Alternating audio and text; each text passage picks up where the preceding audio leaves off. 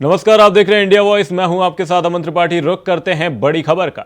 विधानसभा चुनाव के लिए बीजेपी ने पहली लिस्ट जारी की है। आपको बता दें, मध्य प्रदेश चुनावों के मद्देनजर बीजेपी ने पहली लिस्ट जारी की है। एमपी की 39 सीटों के लिए बीजेपी ने उम्मीदवार घोषित कर दिए गए हैं। वहीं छत्तीसगढ़ की 21 सीटों पर बीजेपी उम्मीदवार घोषित किए गए हैं। मध्य प्रदेश और छत्तीसगढ़ में होने वाले विधानसभा चुनावों को लेकर बीजेपी ने पहली लिस्ट जारी कर दी है। आपको बता दें, विधानसभा चुनावों को लेकर बीजेपी लगातार रणनीति बनाती हुई नजर आई थी। वहीं इसी बीच बीजेपी की ओर से मध्य प्रदेश और छत्तीसगढ़ की सीटों को लेकर बीजेपी उम्मीदवार घोषित कर दिए गए हैं।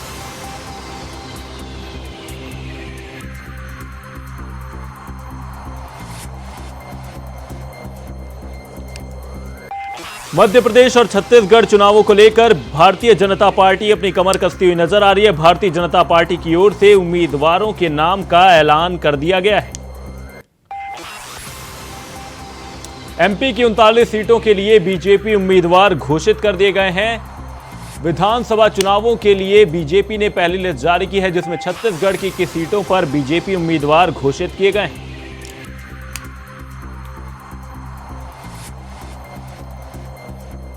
इस वक्त की ये बड़ी खबर आपको बता रहे हैं। विधानसभा चुनावों के लिए बीजेपी ने अपनी पहली लिस्ट जारी की है। एमपी की 39 सीटों के लिए और वहीं छत्तीसगढ़ की 21 सीटों के लिए बीजेपी उम्मीदवार घोषित कर दिए हैं।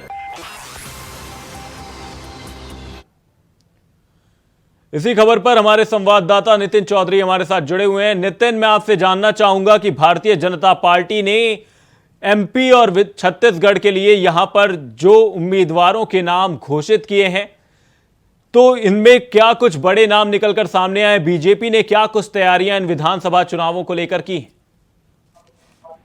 देखिए, बिल्कुल जिस तरीके से एमपी में और छत्तीसगढ़ में भारतीय जनता पार्टी ने अपने उम्मीदवारों की जो लिस्ट है वो जारी कर दी है। बता दें कि छत्तीसगढ़ में 21 बीजेपी के उम्मीदवार घोषित कर दिए गए हैं। तो वहीं एमपी की बात की जाए तो एमपी में जो है 40 से ज्यादा जो है नाम है वो लिस्ट में जारी कर दिए गए हैं। क्योंकि जिस तरीके से देखा जा रहा है, Bharatiya Janata party zero talent के काम से काम कर रही है और भारत प्रधानमंत्री नरेंद्र मोदी के नेतृत्व में काम किया जा रहा है। क्योंकि अभी कुछ कल भी जो है एक बैठक बुलाई गई थी इमरजेंसी में, उसमें भी साफ तौर पर सभी को ये दिशा निर्देश दिए गए थे कि भारतीय जनता पार्टी को किस तरीके से जिताना है। और तमाम राज्यों के जो अध्यक्ष थे उनके साथ में बैठ के चर्चा की गई थी। खुद प्रधानमंत्री नरेंद्र मोदी थे और राष्ट्रीय अध्यक्ष जेपी नड्डा के नेतृत्व में कल बैठक की गई थी। लेकिन उसके बाद जब छत्तीसगढ़ और एमपी की बात की जाए तो एमपी में जो है 40 उम्मीदवारों की लिस्ट जारी कर दी गई है, तो वहाँ छत्तीसगढ़ में 21 लोगों की लिस्ट जारी की गई।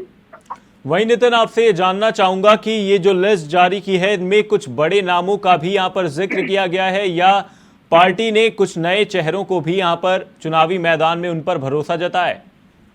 देखिए, बिल्कुल जिस तरीके से बात की जाए छत्तीस और एमपी की, तो उसमें जो है कुछ नए चेहरे भी प्रधानमंत्री नरेंद्र मोदी की तरफ से इसमें मोहर लगाई गई है। क्योंकि जिस तरीके से देखा जा रहा है कि पहले उन्होंने जो प्रमुख है उन लोगों का जो बायोडाटा जो देखा गया, क्योंकि सांसद और विधायक के जो पहले काम काज को देखा है कि अब तक कितने अच्छे कार्य इन लोगों ने किए हैं और कितने अच्छे कार्य नहीं किए हैं अभी तक, उन लोगों को भी हटाने के बाद भारतीय जनता पार्टी के जो उम्मीदवार थे उनको भी जो साइड लाइन किया गया। और बता दें कि इस तरीके से छत्तीसगढ़ की बात की जाए तो छत्तीसगढ़ में साफ तौर पर कह दिया है कि अगर पार्टी ने उन लोगों को उम्मीदवार घोषित किया है जो लोग हमेशा लगातार भारतीय जनता पार्टी के कार्य में नेतृत्व में काम कर रहे हैं और लगातार भारतीय जनता पार्टी के साथ खड़े हैं, तो कंधे से कंधा मिला के खड़ा है। क्योंकि कुछ नए चेहरे भी इसमें आए हैं और नए चेहरों को भी जो है ज्यादा अहम जिम्मेदारी सौंपी गई और कहा गया है कि भारतीय जनता पार्टी को एक बार फिर से रिपीट होना है, प्रधानमंत्री नरेंद्र मोदी की सरकार को रिपीट होना है। और सरकार जो है प्रधानमंत्री नरेंद्र मोदी के द्वारा जिस तरीके से लिस्ट जारी की गई थी, तो जारी होने के बाद ही तुरंत इनमें जो है प्रधानमंत्री नरेंद्र मोदी की मोहर लगने के बाद तमाम लोगों से और राष्ट्रीय अध्यक्ष जेपी नड्डा और गृह मंत्री अमित शाह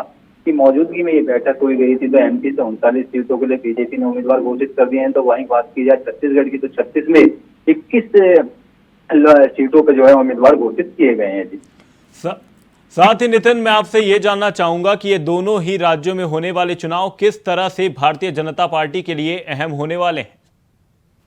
देखिए, बात की जाए जिस तरीके से दोनों राज्यों में चुनाव है, एमपी में और छत्तीसगढ़ में चुनाव है, तो वहां पर जो है साफ तौर पे यही देखा जा रहा है कि इस तरीके से जो है लोगों में जो बातचीत की जाएगी और बातचीत होने के बाद ये तमाम ऐसे मुद्दे हैं और इससे बड़े अहम तरीके से मुद्दा ये माना जा रहा है। जी बहुत बहुत धन्यवाद नितिन, तमाम जानकारी के लिए। आपको बता दें, मध्य प्रदेश और छत्तीसगढ़ के लिए भारतीय जनता पार्टी ने उम्मीदवारों की पहली लिस्ट जारी कर दी है।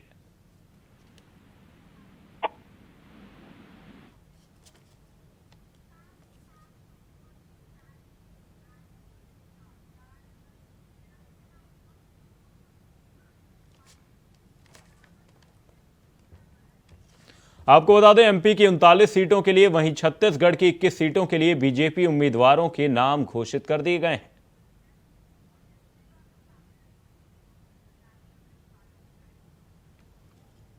देश विदेश के पर्यटकों के लिए आकर्षण का केंद्र राम झूला पुल पर्यटकों की आवाजाही के लिए बंद कर दिया गया है। भारी बारिश की वजह से मुनिकीर्ति क्षेत्र में राम झूला पुल की नींव के निकट एक दरार आ गई है। माना जा रहा है कि गंगा के उफान पर आने की वजह से यह दरार आई है। सुरक्षा की दृष्टि से एसडीएम के निर्देश पर राम झूला पुल पर पर्यटकों की आवाजाही रोक दी गई है। वहीं पुलिस ने बैरिकेडिंग कर पर्यटकों को राम झूला पुल पर जाने से रोकना शुरू कर दिया है। खबर ऋषिकेश से सामने है, जहां पर गंगा ने रौद्र रूप धारण कर लिया है। वहीं भू कटाव के चलते राम झूला बंद कर दिया है। भारी बारिश के चलते आई दरार को देखते हुए पर्यटकों के लिए राम झूले को बंद कर दिया है।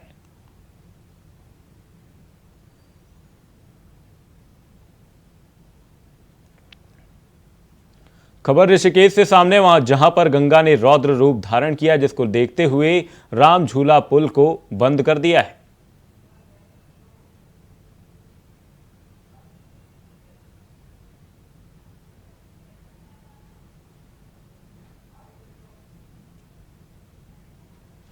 खबर ऋषिकेश से सामने, जहां पर गंगा ने रौद्र रूप धारण किया है।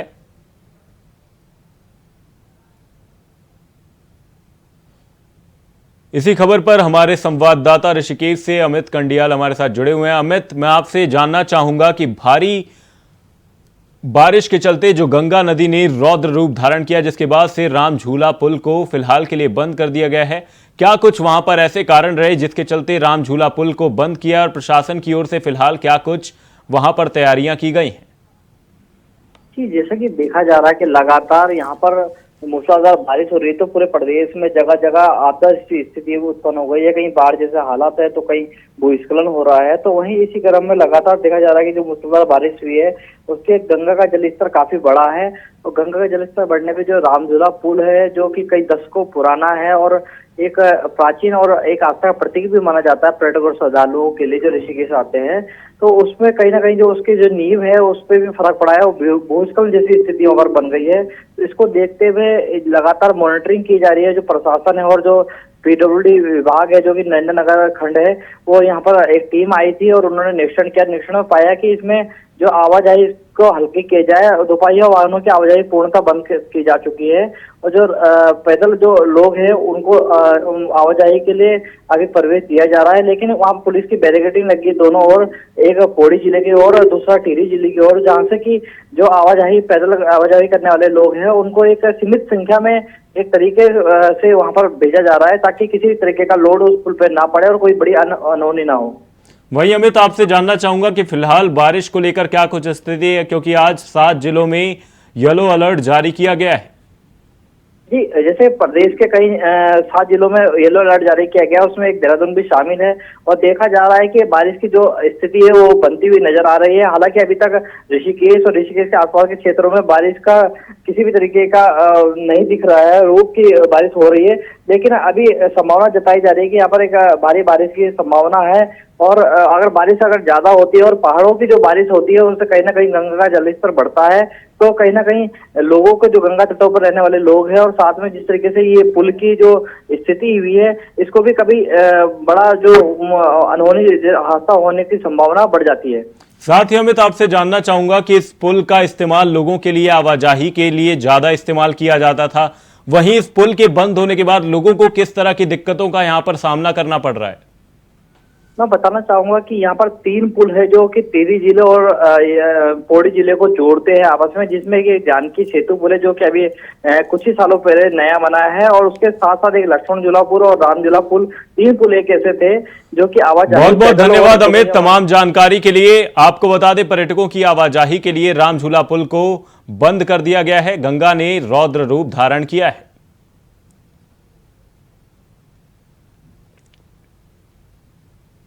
वहीं रुक करते हैं दिल्ली विधानसभा की कार्यवाही का, जहां पर सीएम केजरीवाल संबोधन करते हुए नजर आ रहे हैं। क्या कुछ कह रहे हैं सीएम केजरीवाल, सुनते हैं। के महीने में हमारे भारत के विदेश मंत्री एस जयशंकर का आया। उन्होंने कहा they are the bigger economy, China हमसे बड़ी इकोनॉमी है। What I am going to do, मैं क्या करूं? हद है यार, हमारे देश का विदेश मंत्री कहता मैं क्या करूं? As a smaller economy I am going to pick up a fight with the bigger economy.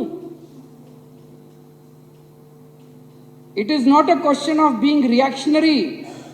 It's a question of common sense. ये हमारे देश के विदेश मंत्री कह रहे हैं। इसके ऊपर बहुत सारे रिटायर्ड आर्मी के अफसरों ने लिखा। एक मेजर जनरल शैल झा हैं, उन्होंने ट्वीट किया, mister Jaishankar should know that it's not India but China which is picking up the fight. Economy or no economy, if we bow down to a bully, we are abandoning our self-respect. Is it acceptable? What a shame. It's cowardice. अध्यक्ष महोदया, ये लोग पानी P P के जवाहरलाल नेहरू को गालियां देते हैं। कम से कम उस जवाहरलाल नेहरू ने चाइना की आंखों में आंखें डाल के उनके साथ युद्ध तो किया था। इन्होंने तो देश को सरेंडर कर दिया चाइना के सामने। और उन्होंने हमारा हमला किया, हमारे 2000 स्क्वायर किलोमीटर एरिया को ले लिया। इन्होंने बदले में चाइना को इनाम दिया। 2018-19 में चाइना के साथ हमारा ट्रेड, हमारा व्यापार 87 बिलियन डॉलर्स का था, उसको 1.5 गुना करके 22-23 में ये 114 बिलियन डॉलर का व्यापार हो गया। मैं आज देश के लोगों से पूछना चाहता हूं, आपको धंधा करने वाला प्रधानमंत्री चाहिए, आपको बिजनेसमैन प्रधानमंत्री चाहिए, या देश की रक्षा और देश का सम्मान करने वाला प्रधानमंत्री देश को चाहिए? सब लोग ये जानना चाहते हैं कि प्रधानमंत्री चुप क्यों है। अगर हम एक ही काम कर देते, इसमें डरने की क्या बात थी? हम चाइना से इतना माल इंपोर्ट करते हैं, हम उनके साथ इंपोर्ट करना बंद कर देते। मैं प्रधानमंत्री जी को कहना चाहता हूं, आंख दिखाने की हिम्मत तो दिखाओ। हाथ में हाथ डाल के मंदिर में घूमने से इश्क होता है, कूटनीति नहीं होती, डिप्लोमेसी नहीं होती। डिप्लोमेसी करने के लिए तो आपको आंखें दिखानी पड़ती है। अडानी का घोटाला हुआ, एक हिंडनबर्ग रिपोर्ट आई जनवरी के महीने में, जिसने पूरे देश में क्या पूरी दुनिया के अंदर हलचल मचा दी। दुनिया का सबसे तीसरे नंबर पे अमीर आदमी था, तीसरे नंबर पे सबसे अमीर आदमी अचानक जो है उसकी, और पूरा बॉम्बे स्टॉक एक्सचेंज तहस नहस हो गया। लाखों इन्वेस्टर्स का पैसा डूब गया, LIC का पैसा डूब गया, बैंकों का पैसा डूब गया। प्रधानमंत्री जी चुप रहे। अरे एक बार बाहर आके इतना ही कह देते, मैं जांच कराऊंगा, दोषियों को सजा दूंगा, ये तो कह देते। एक ट्वीट ही कर देते कि मैं दोषियों को सजा दूंगा, जांच कराऊंगा, जिन लोगों ने देश का पैसा लूटा, जिन लोगों ने फ्रॉड किया, उनको मैं बख्शूं, इतना ही कह देते। प्रधानमंत्री जी चुप रहे। तो अब लोगों को लगने लगा यार अडानी का पैसा तो सारा मोदी का पैसा है। मोदी चुप क्यों है? मोदी बोलता क्यों नहीं है? मोदी बचा क्यों रहा है उसको? तो लोगों को लगने लगा यार ये सारा पैसा जो है ये मोदी का पैसा है। जनता जानना चाहती है असलियत क्या है। अगर प्रधानमंत्री चुप हो जाएगा और कुछ बोलेगा नहीं तो अफवाहों का बाजार गर्म होता है। चारों तरफ अफवाहें फैलती हैं, और देश के लिए अच्छी बात नहीं है अगर चारों तरफ अफवाहें फैले इस तरह से। इनके समय में पिछले 9 साल में 13 लाख करोड़ रुपए के बैंकों के कर्जे कुछ चंद अमीर लोगों के माफ कर दिए गए। इन्होंने नीरव मोदी को भगा दिया, इन्होंने मेहुल चोकसी को भगा दिया, ललित मोदी को भगा दिया, विजय माल्या को भगा दिया। वो क्या कहते हैं, जो क्या नोटिस होता है जो बाहर जाने से रोकने के, नहीं, वो मनीष के खिलाफ करा इन्होंने, लुकआउट नोटिस। नहीं, लुकआउट भी नहीं होता, कुछ नोटिस होता है, भाई तुमने मनीष के खिलाफ वो नोटिस कर दिया यार, थोड़ा नीरव मोदी के खिलाफ भी वो नोटिस कर देते। वो यूं ही भाग गया वो एयरपोर्ट से बैठ के, वो कोई वेश बदल के तो गया नहीं। नीरव मोदी भाग गया, मेहुल चौकसी भाग गया, विजय माल्या भाग गया, ये यूं ही भाग गए, भगाए गए। देश जानना चाहता है प्रधानमंत्री जी आपका इनसे क्या रिश्ता है, क्या डील है आपकी इनसे। ऐसे ही थोड़ी भाग गए सारे के सारे। अभी आरबीआई की रिपोर्ट आई है, 16,000 विलफुल डिफॉल्टर। विलफुल डिफॉल्टर का मतलब होता है जिनके पास पैसे हैं, जानबूझ के नहीं दे रहे। एक तो है भाई कोई बैंकक्रप्ट हो गया, उसके पास पैसे नहीं है, धंधा चौपट हो गया। एक है विलफुल डिफॉल्टर। विलफुल डिफॉल्टर वो होते हैं जिनके पास पैसे हैं, नीयत नहीं है, वो दे नहीं रहे। आरबीआई कह रही है 16,000 विलफुल डिफॉल्टर है जो नहीं दे रहे। तो क्यों नहीं दे रहे? उनको जेल में नहीं डालते, उन पे ईडी नहीं करते, उन पे सीबीआई नहीं करते। तो प्रधानमंत्री से पूछना तो चाहते हैं लोग कि भैया आपका क्या है उनके साथ, क्या डील हो रही है। ये जनता पूछना तो चाहती है ये क्या अंदर खाने चल क्या रहा है। ये 16,000 विलफुल डिफॉल्टर। हमारे प्रधानमंत्री जी चुप क्यों हैं? बोले तो सही, कुछ तो बोलो प्रधानमंत्री जी। आपके केंद्रीय मंत्री के, जब किसान आंदोलन चल रहा था, केंद्रीय मंत्री के बेटे ने किसानों के ऊपर लखीमपुर खेरी में जीप चढ़ा दी। वीडियो है सबके सामने, उसका सबूत है सबके सामने। प्रधानमंत्री जी चुप रहे। हमारे किसान भी प्रधानमंत्री जी के लिए कोई मायने नहीं रखते, सरेआम जीप उनको कुचल दिया, प्रधानमंत्री जी चुप रहे। 14 सितंबर 2020 को हाथरस में एक दलित बेटी के साथ, 19 साल की दलित बेटी के साथ 4 लड़कों ने गैंगरेप किया। प्रधानमंत्री जी चुप रहे, कुछ नहीं बोले।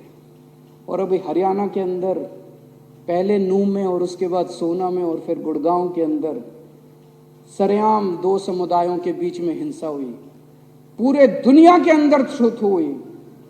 प्रधानमंत्री जी चुप रहे। अभी थोड़े दिन पहले एक भाषण दिया प्रधानमंत्री जी ने, फलाने उन्होंने 2-3 नेताओं का नाम लिया, फलाने नेताओं ने 17,000 करोड़ रुपए का घोटाला कर दिया। 3 दिन बाद प्रधानमंत्री जी उनको अपनी पार्टी में शामिल कर दिया। जनता जानना चाहती है जी 3 दिन के अंदर उस घोटाले का क्या हुआ। प्रधानमंत्री जी चुप रहे। अभी किसी ने सीएजी की रिपोर्ट आई है कि 18 करोड़ रुपए प्रति किलोमीटर की सड़क को 250 करोड़ रुपए प्रति किलोमीटर की सड़क पे बना दिया। प्रधानमंत्री जी चुप रहे। तो अब देश के अंदर चारों तरफ चर्चा हो रही है, क्या मोदी जी एक कमजोर, अहंकारी और भ्रष्ट प्रधानमंत्री हैं? आज ये सदन प्रधानमंत्री जी से अपील करना चाहता है कि बाकी बातें बाद में हो जाएंगी, मणिपुर को संभाल लीजिए, कुछ तो कहिए, कुछ तो करिए।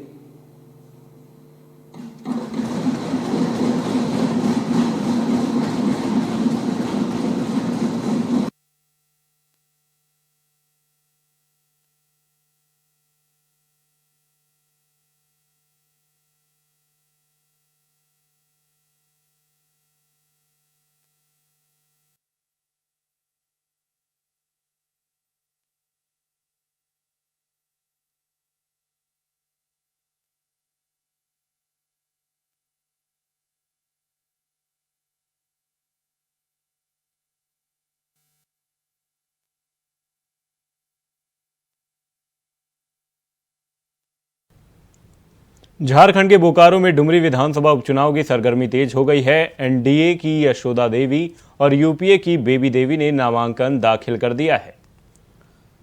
आज पर्चा दाखिल करने का दिन था, तो वहीं यूपीए और एनडीए के बड़े नेता भी इस दौरान मौजूद रहे। दोनों प्रत्याशियों ने नामांकन दाखिल करने से पहले शक्ति प्रदर्शन भी किया। आपको बता दें, नामांकन दाखिल करने का आज ये आखिरी दिन था। वहीं डुमरी विधानसभा उपचुनाव को लेकर झामुमो की प्रत्याशी के तौर पर सूबे की मंत्री बेबी देवी ने, तो आजसू की प्रत्याशी के तौर पर यशोदा देवी ने नामांकन पर्चा दाखिल किया। जहां निर्वाची पदाधिकारी 33 डुमरी विधानसभा निर्वाचन क्षेत्र से अनुमंडल पदाधिकारी शहबाज परवेज के सामने पर्चा दाखिल किया गया।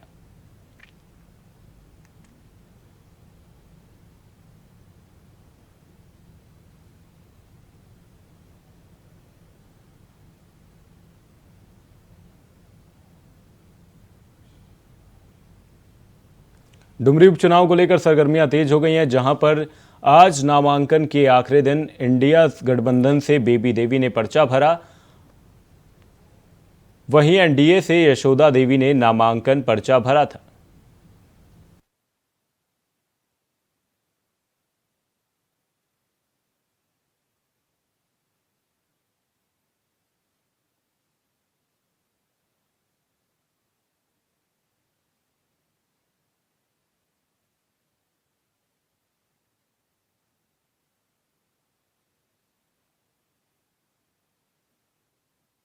रोहतास जिले के कुसुम्भरा में आपसी विवाद में पड़ोसियों ने दो भाइयों को पीट पीट कर लहूलुहान कर दिया।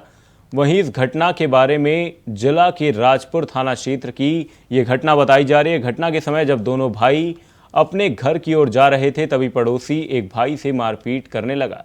इसे देख दूसरा भाई बचाने आया तो उसे भी पीट पीट कर लहूलुहान कर दिया। फिलहाल घायल दोनों भाइयों को प्राथमिक उपचार के बाद बेहतर इलाज के लिए सदर अस्पताल सासाराम में भर्ती करवाया गया है। वहीं घटना के बाद दोनों ही पक्षों में तनाव की स्थिति बनी हुई है। देश के प्रतिष्ठित जवाहरलाल नेहरू विश्वविद्यालय में आज यूपी के सीएम योगी आदित्यनाथ के कुशल कार्यशैली पर शोध पत्र तैयार हो रहा है। इसी कड़ी में जेएनयू की प्रोफेसर पूनम कुमारी और देश में प्रतिष्ठित शोधार्थियों ने मिलकर पुस्तक योगी @ट्रिलियन अभियान का संपादन किया है। पुस्तक में उत्तर प्रदेश को अगले कुछ सालों के अंदर $1 ट्रिलियन की इकोनॉमी बनाने के योगी आदित्यनाथ के संकल्प के बारे में बताया गया है और इसका खाका तैयार किया गया है। बता दें कि पुस्तक विमोचन के मौके पर केंद्रीय राज्य मंत्री जनरल वीके सिंह, वरिष्ठ चिंतक राम बहादुर राय सहित देश भर के शिक्षा जगत के तमाम बड़े लोग मौजूद रहे। वहीं इस दौरान केंद्रीय मंत्री जनरल वीके सिंह ने भी प्रधानमंत्री मोदी के नेतृत्व की तारीफ करते हुए कहा कि आज पूरी दुनिया भारत की ओर देख रही है। ऐसे में देश के सबसे बड़े सूबे उत्तर प्रदेश को जिस तरीके से मुख्यमंत्री योगी आदित्यनाथ आगे ले जा रहे हैं, उससे भारत का दुनिया के सबसे बड़े आर्थिक महाशक्ति बनने का सपना जल्द ही पूरा होगा। देखिए, उत्तर प्रदेश में $1 ट्रिलियन इकोनॉमी को प्राप्त करने के लिए जो भी आयाम है, उन सब आयामों की चर्चा इस पुस्तक में बहुत विस्तार से तथ्यों और प्रामाणिक डेटा के साथ किया गया है। कोई अगर रिसर्च करना चाहे इस विषय पर कि भारत $5 ट्रिलियन इकोनॉमी को कैसे प्राप्त करेगा और उसमें उत्तर प्रदेश की क्या भूमिका होगी, तो यह पुस्तक बहुत ही सहायक है। बल्कि मैं तो कहूंगी कि अपरिहार्य है, पढ़ना ही पड़ेगा उन्हें ये पुस्तक, क्योंकि इस ढंग की ये पहली पुस्तक है। उसमें ओडीओपी हो या फिर एमएसएमई हो या फिर एग्रीकल्चर हो, इंफ्रास्ट्रक्चर हो, अर्बनाइजेशन हो, ईज ऑफ डूइंग बिजनेस हो, स्किल डेवलपमेंट हो, लॉ एंड ऑर्डर हो, वुमेन एम्पावरमेंट हो, सब पर बहुत विस्तार से तथ्यों के साथ, आंकड़ों के साथ काम किया गया है। 3 बातों पर हम लोगों ने ध्यान रखा था जब हम लोग ये पुस्तक की रूपरेखा बना रहे थे, तो 3 बातों को ध्यान में रखकर हम लोगों ने सारे चैप्टर्स को लिखा है। एक तो ये कि उत्तर प्रदेश में 2017 से पहले क्या स्थिति थी, वर्तमान में क्या है, इन 5 सालों में क्या बदला है और भविष्य में $1 ट्रिलियन इकोनॉमी प्राप्त करने के लिए और क्या करना होगा। इन 3 बातों को केंद्र में रखकर इस पुस्तक का ताना बाना बुना गया है। और मुझे लगता है कि जिस तरह से तथ्य और आंकड़े बता रहे हैं कि 2027 तक उत्तर प्रदेश निश्चित रूप से योगी जी के नेतृत्व में $1 ट्रिलियन इकोनॉमी प्राप्त करने में सहायक होगा। ये किताब अच्छी है और जो नकारात्मक किताबें हैं उसका जवाब। आपको बता दें, योगी ने @1 ट्रिलियन इकोनॉमी को लेकर यहां पर उनकी पुस्तक का विमोचन किया गया। आपको बता दें, योगी की इस पुस्तक का विमोचन जेएनयू परिसर में किया गया। फिलहाल के लिए खबरों के सिलसिले में सिर्फ इतना ही। कहीं जाइएगा नहीं, इंडिया वॉइस पर खबरों का सिलसिला रहेगा जारी। नमस्कार।